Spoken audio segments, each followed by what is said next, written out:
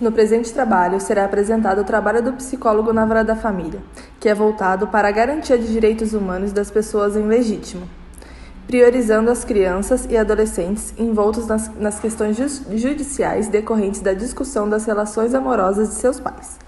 A natureza das questões conflitivas das relações familiares, aliada à complexidade das relações humanas e assim exercer a proteção, educação e cuidado com os filhos. A psicologia jurídica na vara da família é uma das frentes, é uma das áreas onde ele é solicitado. Quando o processo é instaurado e o juiz convoca o psicólogo, é para tentar promover o acordo para encerrar o processo sem que ele tenha que se manifestar sobre divisão patrimonial, guarda, etc. Ou seja, a presença do psicólogo é um ser mediador no processo judicial. Existe também a solicitação do psicólogo judicialmente para a guarda dos filhos, quando não há o pagamento de pensão e quando não há um consenso sobre a guarda, para ajudar a definir qual dos dois pais está mais apto para ficar com a guarda da criança. E será esses pontos que discutiremos nos próximos pontos do trabalho. O psicólogo trabalha por meio de testes psicológicos, acaba fazendo visita nos ambientes que será destinado à moradia da criança, visitas a escolas junto com assistente social, podendo avaliar assim a intenção afetiva deles para com a criança. Pode consultar outras fontes, como vizinhos e entrevista com todas as partes envolvidas, inclusive a criança, babás, amigos e irmãos. Apesar de toda a investigação, o psicólogo faz um laudo e entrega ao juiz, para ele assim dar a decisão final. O psicólogo atua em equipes interprofissionais, sendo a figura do assistente social predominante. Eventualmente, há a presença da psiquiatria ou psiquiatra ou pedagoga nas equipes, muito embora o conceito de interdisciplinaridade merece uma composição mais diversificada de outros profissionais, sendo algo no qual ainda lamentavelmente não se tem notícia. Como toda e qualquer atuação psicológica, a dos psicólogos jurídicos deve ser respaldada pelos princípios éticos da profissão, considerando em especial as relações do poder no contexto em que atua, os impactos dessas relações sobre as suas atividades profissionais, posicionando-se de forma crítica e em consonância com os demais princípios do Código de Ética Profissional do psicólogo para promover a saúde e a qualidade de vida das pessoas, contribuindo para a eliminação de quaisquer formas, negligências, discriminações, exploração, violência, crueldade e opressão. O que entende-se que deve-se ter sempre uma atenção ativa para as questões éticas e com direitos humanos, principalmente em processos judiciais, onde a imparcialidade deve prevalecer. Como em todas as áreas abrangentes da psicologia, a ética do profissional constitui-se de uma enorme importância, além de ser indiscutivelmente necessária para a validação do trabalho do psicólogo. Na área jurídica, não há diferença, a ética deve ser posta em prática por um bom segmento de conduta. Dentre muitas, existem 7 princípios fundamentais para ser seguido pelo profissional, que são o respeito e a promoção da liberdade, da igualdade e a integridade do ser humano, a promoção da saúde e a qualidade de vida, a responsabilidade social, o desenvolvimento da psicologia no campo teórico e prático, o acesso da população às informações sobre ciência psicológica, zelo pelo exercício digno da profissão e criticidade quanto às relações de poder. O combate contra todos os preconceitos e lutar pelo respeito de demanda tem ainda mais relevância para o psicólogo, onde as questões de gênero e raça e etnia são indiscutivelmente volumosas para o trabalho do profissional que atende às ações jurídicas. Mantendo-se na visão histórico-social, a violência doméstica contra mulheres, crianças e adolescentes abrange um grande número de casos na vara de família, sendo ela o motivo para grande parte de divórcios e queixas de pedidos de guarda. Neste, o trabalho do psicólogo jurídico perpetua para não manter a naturalização de tais comportamentos criminosos, assim como a revitimização das crianças e adolescentes expostas a tais abusos. A conduta para prosseguir e averiguar um caso de violência doméstica abrange uma das maiores dificuldades do profissional da área, tendo em vista que é necessário um cuidado valioso e extremo com os envolvidos. A psicologia jurídica é uma especialidade reconhecida pelo Conselho Federal de Psicologia e, como todas as áreas que a ciência psicológica abrange, necessita estar comprometida com estudos e recomendações éticas. Para que uma avaliação seja feita, é necessário realizar um levantamento dos componentes do caso em questão e as condições emocionais das pessoas que serão abordadas em função de uma determinação judicial. Assim como se deve utilizar da ética profissional para a escolha dos instrumentos que venham a ser necessários para avaliação, considerando que o trabalho realizado no judiciário é necessário para resolver conflitos de famílias que não encontraram outra forma de lidar com o sofrimento advindo deles.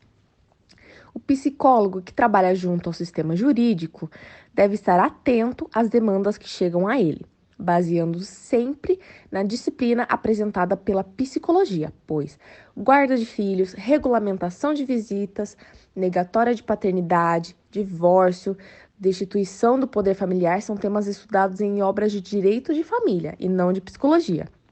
Sendo assim, o psicólogo deve identificar através do seu conhecimento o modo como deve trabalhar com a demanda que lhe é encaminhada. O dever do psicólogo é analisar ambos os lados das demandas apresentadas, realizando o papel de apaziguar os ânimos e dar uma luz para que a melhor decisão seja tomada por parte do juiz do caso. Considerando que não se deve tomar partido de nenhuma parte, sendo essa obrigação exclusiva do juiz. Nesse âmbito, se faz necessário que o profissional realize um levantamento de informações, buscando pessoas próximas às que estão envolvidas no caso, para que se chegue a conclusões que muitas vezes não seriam capazes de adquirir ouvindo apenas os participantes ativos do caso. Quando um processo é encaminhado ao setor de psicologia, é como se o Estado informasse que aquele problema não pode ser resolvido judicialmente se não forem compreendidas, avaliadas ou trabalhadas algumas questões de ordem subjetiva e emocional. O encaminhamento para avaliação psicológica é feita pelo magistrado e não pelo sujeito a ser avaliado. É de extrema importância salientar que no ambiente jurídico, provavelmente o cliente atendido pelo psicólogo irá em algum momento deixar de expressar as informações necessárias para elucidar o caso, por medo ou insegurança de que suas palavras tenham poder de alterar o veredito final. Quando o psicólogo atende um componente familiar, entende-se que ele está trabalhando para o total de pessoas na família que estão envolvidas no caso. Ressalta-se a necessidade de que sejam ouvidas ambas as partes presencialmente, mesmo havendo dificuldade de encontrar as pessoas. Outra questão é não colocar limites para a quantidade de atendimentos, pois este deve ocorrer de acordo com as necessidades apresentadas. A aplicação de testes psicológicos deve ocorrer quando o profissional achar necessário. O psicólogo deve se respaldar pelo código de ética, mantendo sempre o sigilo sobre cada caso. O atendimento não pode ocorrer quando outros profissionais exigem permanecer na sala de atendimento, por terem a incumbência de defender ou de fiscalizar a pessoa atendida. No contexto do judiciário, as intervenções junto às famílias ocorrem de diversas maneiras, sendo o atendimento individual ou atendimentos em conjunto, observação da dinâmica familiar ou orientação e mediação familiar.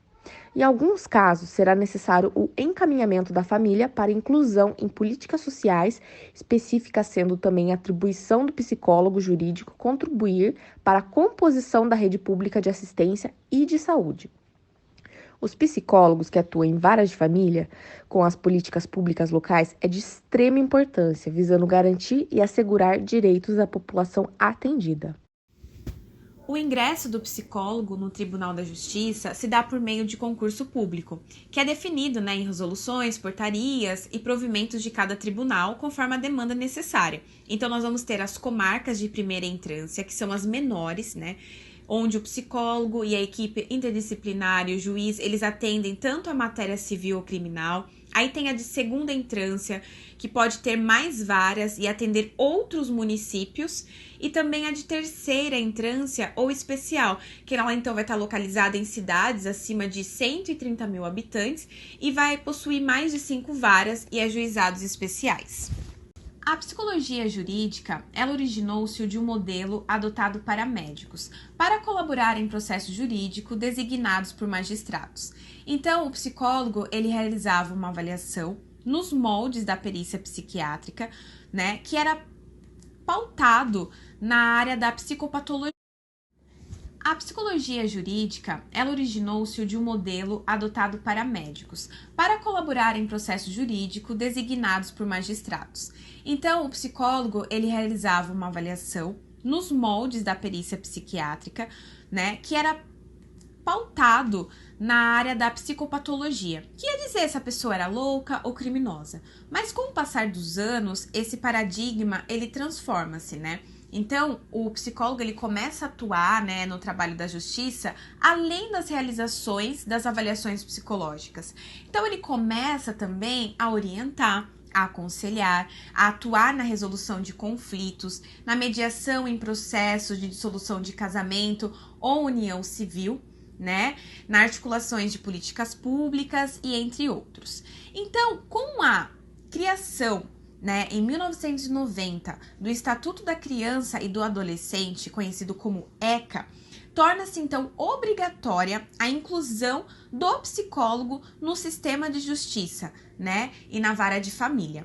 Então, o ECA, ele tem como princípio e diretrizes a garantia de direitos humanos de crianças e adolescentes como prioridade absoluta em toda e qualquer instância pública ou privada do sistema de garantia de direitos. Então, o psicólogo, ele começa a exercer um atendimento psicossocial da criança e adolescente, partindo desde a área de aconselhamento a internações em instituições como medidas protetivas, né, ou socioeducativas. Esse processo, ele é importante porque aí será analisado e observado o desenvolvimento infantil, o processo psicológico e também o dinamismo da família. A psicologia jurídica é uma especialidade reconhecida pelo Conselho Federal de Psicologia. E para que seja feita uma avaliação psicológica, é necessário fazer um levantamento dos componentes do caso em questão, como as condições emocionais das pessoas que estão envolvidas no caso. E também deve-se utilizar da ética profissional para a escolha de instrumentos que venham a ser necessários para avaliação, considerando que o trabalho realizado no judiciário é necessário para resolver casos de conflitos de famílias que não encontraram outra forma de lidar com o sofrimento advindo desses casos. O psicólogo que trabalha no sistema judiciário tem que estar atento às demandas que chegam a ele, porque guarda de filhos, divórcio, são temas estudados em obras de direito de família e não da psicologia. Sendo assim, ele deve identificar através do seu conhecimento o melhor jeito de tratar essa demanda que chegou a ele. O dever do psicólogo é analisar todos os lados do caso, não tomando partido de nenhum lado, e sim tendo o papel de apaziguar os ânimos e dar uma luz para que o juiz tome a decisão correta no caso.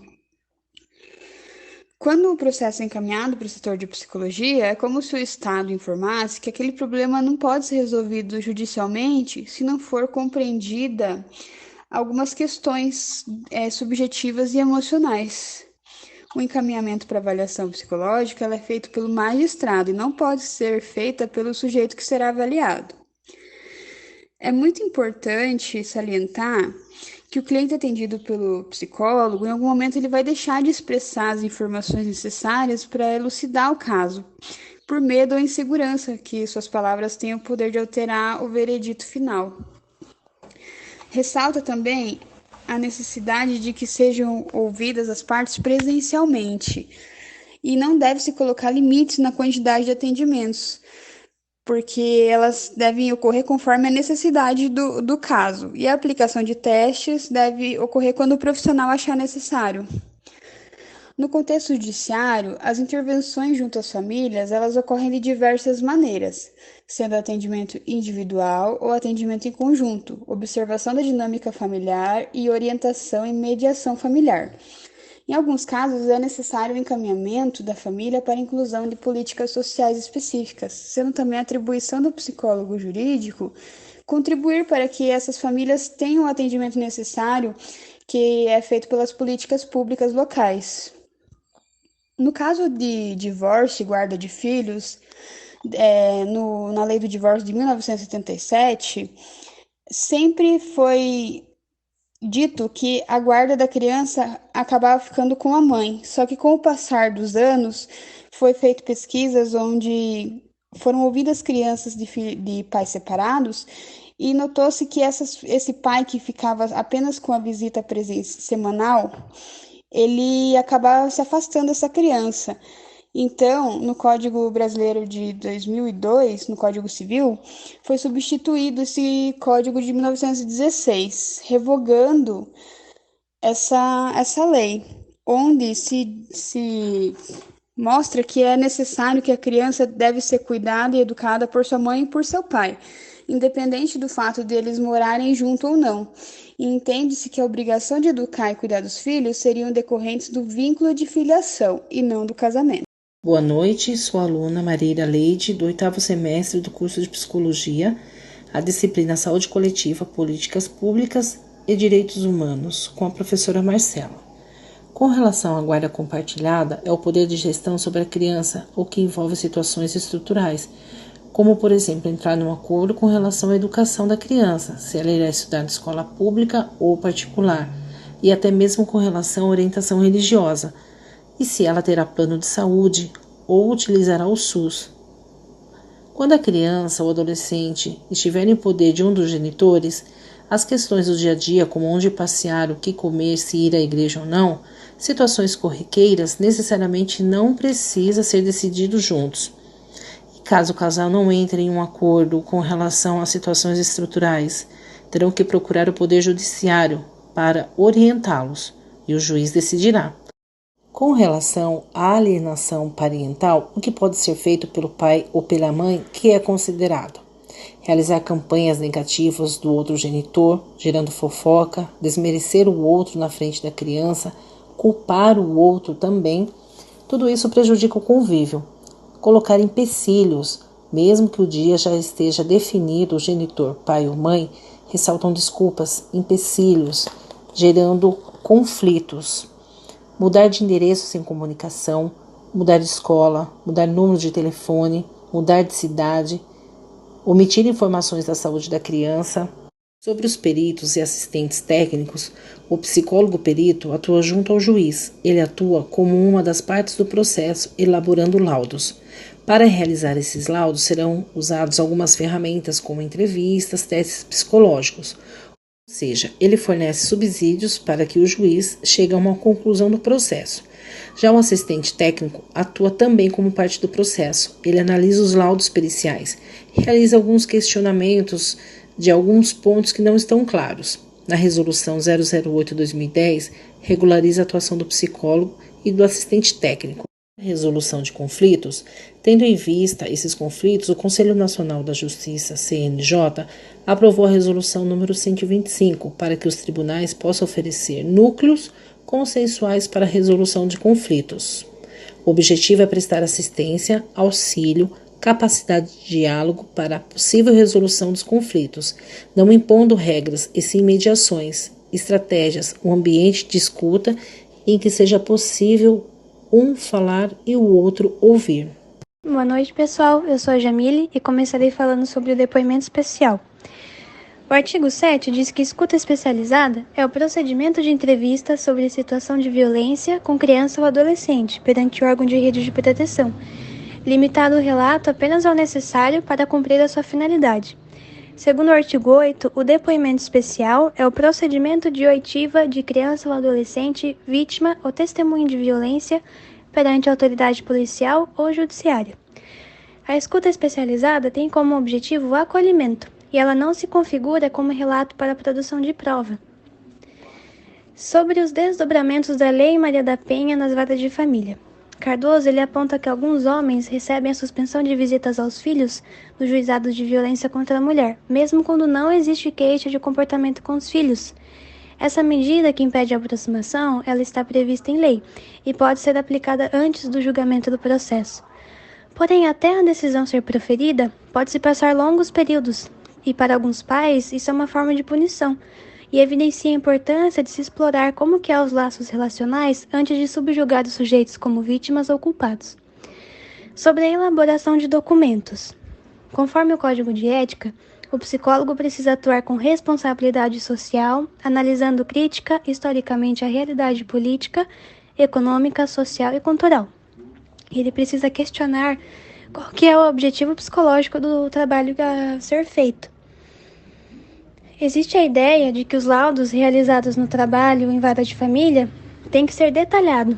Porém, conforme o Código de Ética, isso não é necessário, nem mesmo correto. No artigo 12, vemos que nos documentos que embasam as atividades em equipe multiprofissional, o psicólogo registrará apenas informações necessárias para o cumprimento dos objetivos de trabalho. E conforme consta no artigo 9, é dever do psicólogo respeitar o sigilo profissional e proteger a confidencialidade. As entrevistas de devolução fazem parte das tarefas e obrigações do psicólogo. E sobre a elaboração de laudos, o parágrafo 7 do artigo 13 mostra que é obrigatório a informação das fontes científicas e as referências utilizadas. E a conclusão dos escritos produzidos pelos psicólogos, ela precisa se manter no âmbito da psicologia. Sobre a formação para atuação e gestão do trabalho. A psicologia jurídica, nos últimos anos, muitos concordam que ela não foi devidamente acompanhada pelo curso de psicologia. Dizem que a formação não é suficiente para um bom desempenho no judiciário. E são vários os desafios que se encontram quando se atua em vara de família, entre elas as condições de trabalho e as demandas atendidas. O número de profissionais é desproporcional ao número de pessoas que são atendidas. Isso limita o atendimento às demandas de urgência. É fundamental que o Poder Executivo mantenha uma rede de atendimento que atenda às necessidades da população e possibilite a esses profissionais que atuam no Judiciário o encaminhamento dessas pessoas às instituições de atendimento, possibilitando a articulação de políticas públicas. Como visto, o ponto alto das informações abordadas aqui é a preocupação com as mudanças na instituição familiar e o entendimento de que as políticas públicas e a legislação precisam acompanhar todo esse processo.